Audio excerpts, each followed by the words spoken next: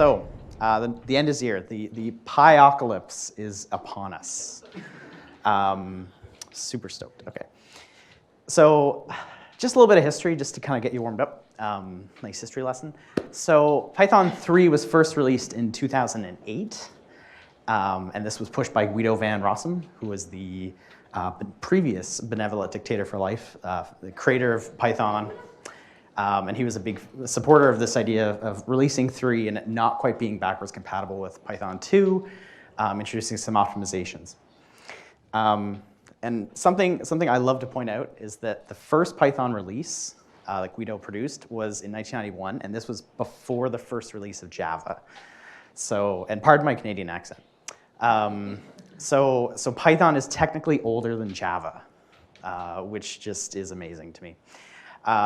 So Guido was sort of the benevolent dictator, made all the decisions around Python and the ecosystem, and then decided to step back in 2018, and is now sitting on a 5-person steering committee. And bringing us to where we are now. So Python 2 support will end on January 1st, 2020. Yeah.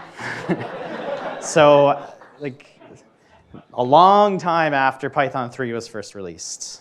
Okay, so what's going to happen? Bad things. It's fascinating to me because there's so much Python 2 still around. If you have a MacBook, you have by default Python 2.7 on there. A lot of Google APIs still only support or mainly support Python 2, and we all love Google and we all use their APIs. And there's just so much other stuff around. So what's going to happen is Guido going to come around and just wag his fingers at everyone running Python 2 code everywhere in the world? Maybe. Are bad things going to happen on, I just imagine there's just something's going to explode, somewhere in San Francisco or Toronto or Austin. It's just going to blow up, right? It could happen. I don't know. But seriously, it's time to consider moving. So I was just telling someone about this. Back in 2014, I was working at a job, and our secondary language was Python.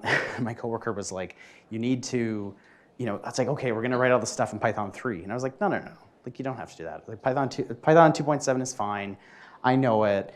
And he's like, no, we've got to move to 3. And I was like, we don't have to do that. We don't have to do that. Now we have to do that.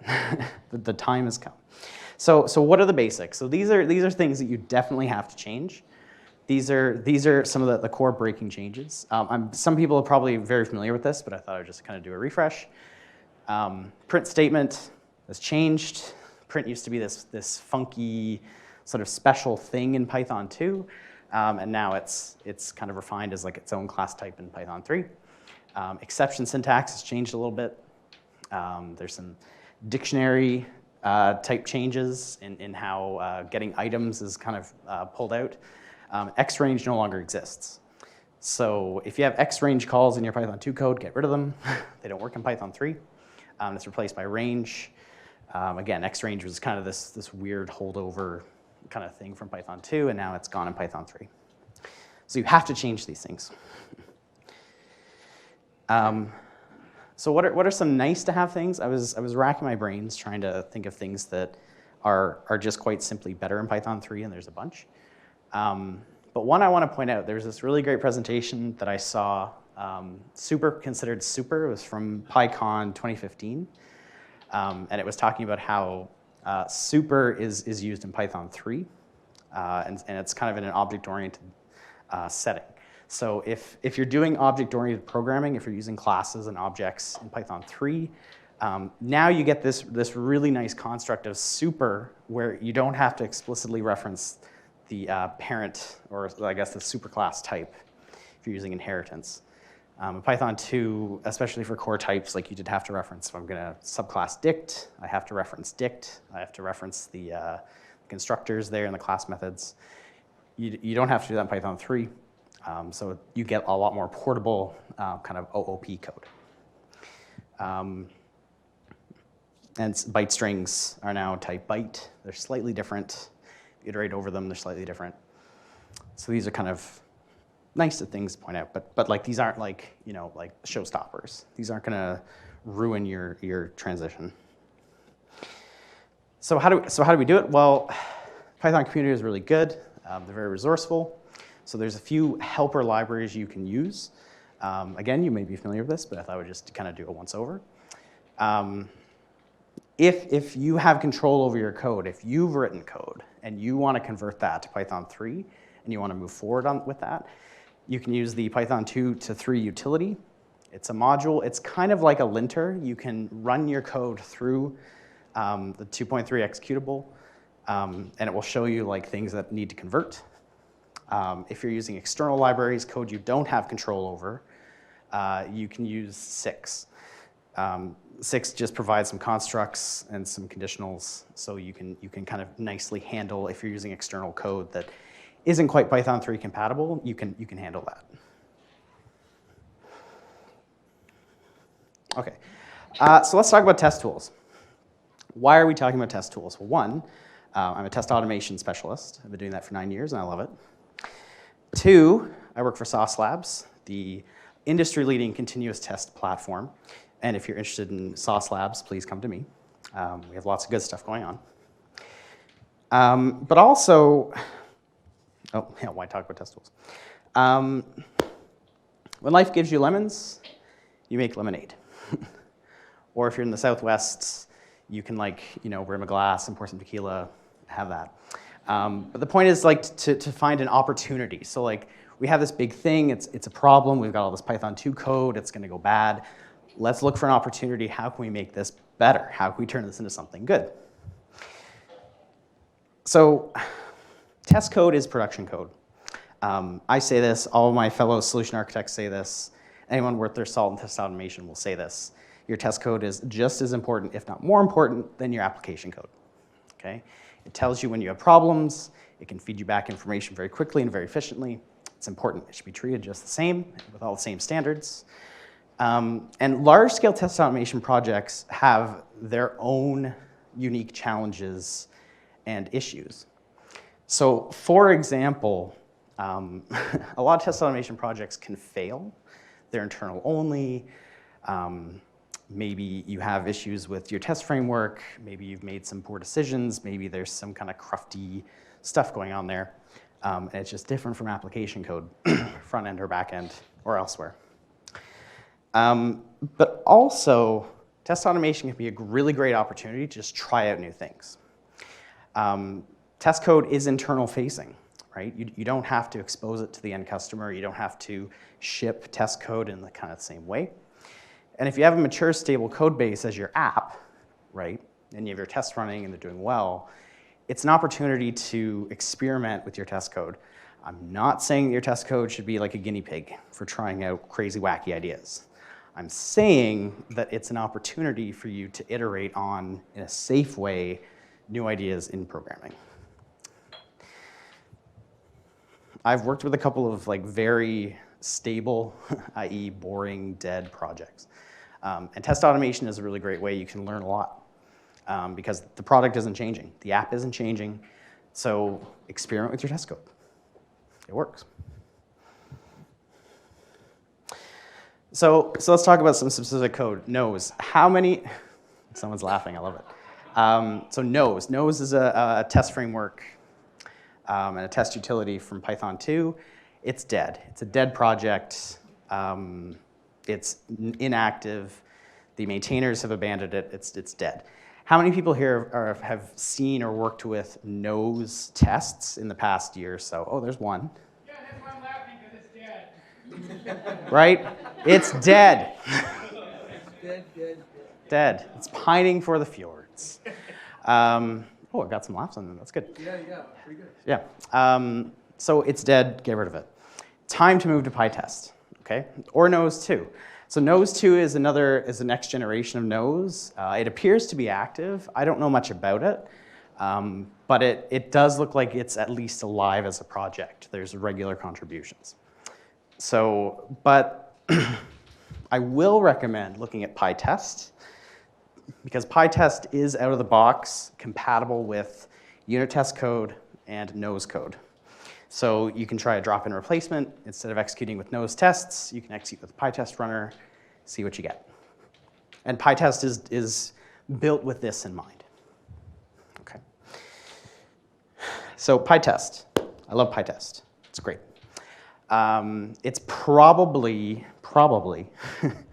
the most actively used test tool or test tool community within Python. Okay. It's kind of, there was a point in time when there was a bunch of test tools and they were kind of jostling for, you know, supremacy or, that's really extreme. Anyway, there's a bunch. And now it looks like PyTest has kind of come out in front. And it's great. It's got an execution, like a test execution runner. And it's got kind of test writing utilities. So, and it's got support for Python 2 and 3. So, you know, if you have Python 2 code and you've written tests in Python 2, you can still use PyTest and there's still support for you. But it also supports Python 3. And there's a long sort of overlap between versions and you know, like between the two versions of Python. So it's got support for Python 2 and 3, but it also supports Selenium testing, parallelization, BDD, executing Django tests, executing all sorts of stuff, because, in a bit, it's got a rich plugin ecosystem, okay? So in terms of maintenance, test automation, maintenance.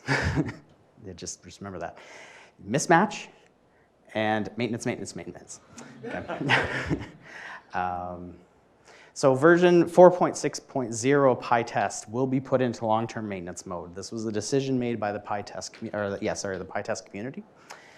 And this will support Python 2.7 and Python 3.4.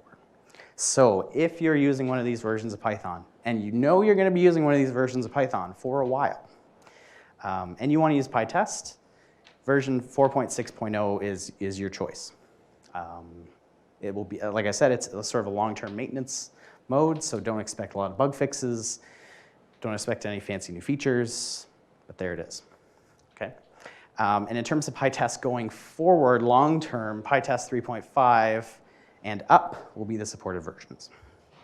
So target those versions.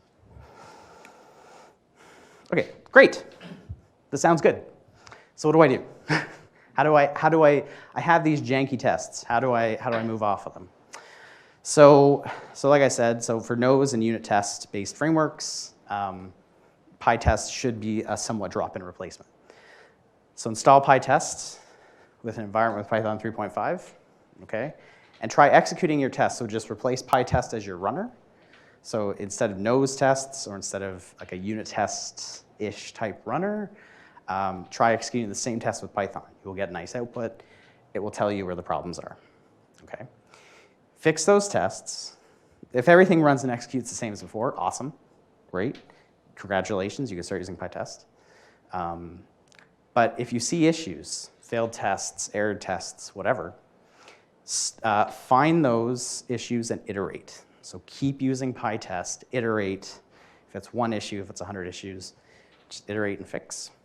And then once you've figured out all those issues and you've stabilized, now you can start using PyTest as your runner, and you can start integrating PyTest features into your code. So again, it's just like iterate. And the reason I point this out, like this might look a little bit simplistic, but it can be like part of the reason people struggle with things like moving from Python 2 to Python 3 is they don't know where to start. They don't know what to do. They don't have a plan. So here's a plan. It's simple. It's not anything like revolutionary, but it gives you an idea. It gives you a plan. Here is my plan. I'm going to execute my plan. Okay. So after you start using PyTest, you kind of feel good about it. Sorry, how am I doing for time? Oh yeah, okay. So you've stabilized, you're running your tests. So you can start using some of the PyTest native functionality. So one thing you can do is to consider using modules and functions instead of classes and methods. Popular convention with a lot of programming languages, right? A test case equals a class, and each method or function within that class is kind of a subcase, right? It's like this in Java, it's like this in C#, I think it's like this in Ruby. And you can do this in Python too. You can also do this. But PyTest works better, or at least it's generally better, if you, instead of using classes, you just use modules. So you just have a bunch of defs. Those are your test instances. Those are your subcases. And your test file is your test case. It's a little different. But like, consider doing this. It works better because of how PyTest is structured. Leading me to fixtures. Okay, so fixtures are really powerful. So fixtures are they kind of take your place of your before and after hooks, but they're not really before and after hooks. So what PyTest fixtures are is, so PyTest will assemble all of your tests as classes and do some metaprogramming in the background to sort of assemble everything as classes and execute them. Fixtures lean on that metaprogramming approach, and they tell PyTest specifically how to assemble certain classes, how to instantiate certain classes, how to structure things. So they're a little like auto-magical. They're very powerful and they're very slick, but they can be confusing. You might see PyTest fixtures first and think, how the heck does that work? Seriously, how the heck does that work? But they do, due to all that metaprogramming magic. But of course, this is a problem if you're using classes and you structure your classes a certain way, and then PyTest tries to, behind the scenes, restructure those classes a different way, and things just gets awry. Okay? And PyTest has great plugins. So it has a great plugin ecosystem. If you're doing some kind of testing that you need parallelization, you can use PyTest XDist. I think there might be PyTest Parallel, but PyTest XDist is kind of the standard. PyTest Selenium, really great plugin if you're doing Selenium-based testing, browser-based testing. Provides you a nice fixture structure to just simplify getting that driver instance. And if you're using BDD, if you want to do behavior-driven development, you could use Behave, which is kind of a Python cucumber tool, I guess. But PyTest BDD is good because because one day, if you decide that I don't want to do BDD anymore because I don't want to write Gherkin syntax and I've seen too many given if, when, thens, you can swap it out. You can stop using BDD and use a more conventional testing structure. And PyTest lets you do that. It's not going to care whether you're doing that or not.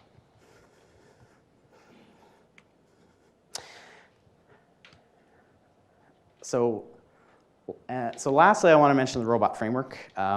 So this is kind of an interesting one. I haven't worked much with it, but I've worked with it a little bit. And it's a keyword-driven test framework, which sounds terrible, but it's not. Does anyone here work with robot in Java or in Python? Oh yeah, okay, one person, yeah. So it's kind of interesting. It's also compatible with Python 2 and 3.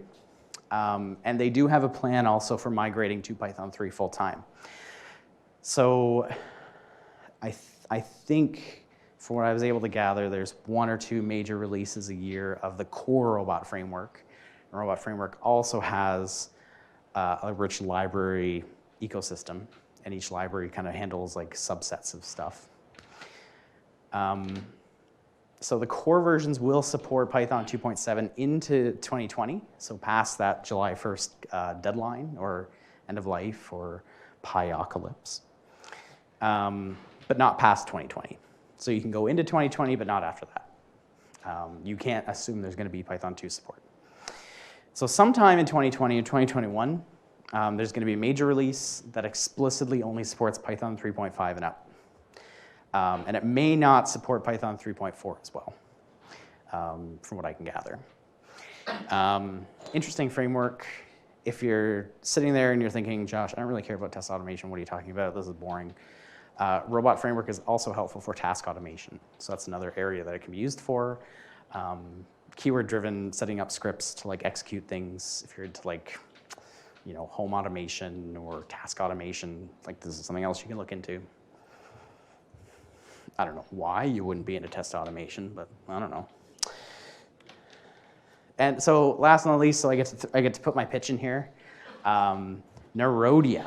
So how many people here have heard of water in Ruby? Okay. Python Meetup, Josh. What are you thinking? Anyway, water is like a relatively famous test automation project, predates Selenium. Super duper smart people have worked on it. So there's a good port of water into Python, and it's written in a very Pythonic style. So it brings all the goodness of water and all of that lovely stuff, but it's written in a more Pythonic way. And so one, this is great for browser automation testing. I can show a little sample if you'd like. And it's also Python 2 and Python 3 compliant. So it will work with both out of the box. It was, written to kind of manage Python 2 and Python 3. Of course, Python 3 is preferred, but it will work with both. Okay. And you can see a little sample there, but I think I'm going to flip over.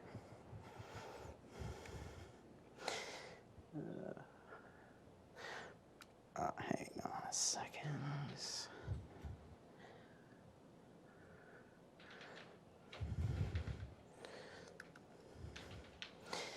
So if you've, so I guess I can kind of talk a little bit about this. So here you'll see there's no classes, okay? I just have my Python file. I'm importing PyTest to get some PyTest functionality. And I just have some functions. Very plain, very simple. It's very clean, okay? And it's nice because I don't have to worry about classes and set up and teardowns. That doesn't really happen in this PyTest world, in this native PyTest world. So I have two tests here. This is a very basic sample app. It's an e-commerce app. You can shop and buy items, add items to carts. And this is using Nerodia. So Nerodia gives me a browser instance, which I can pass in. So the browser's from a fixture, which I'm not showing here, but trust me, it works.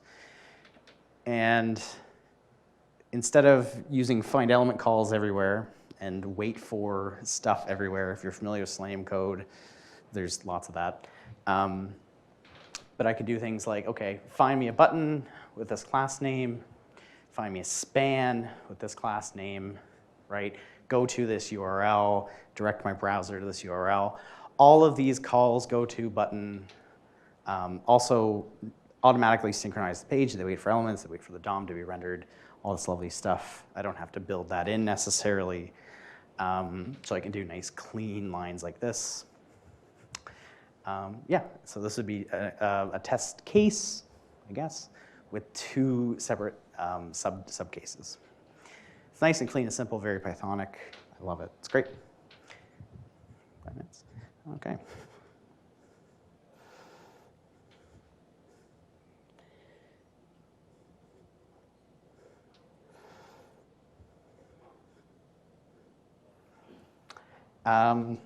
So I didn't write Nerodia. A friend of mine did, really smart guy. But I love promoting it because it's so great. Definitely take a look at this. There's examples. We're happy to have people use it, walk through it. It works really nicely with Robot. I'd love to talk about it. And that's it.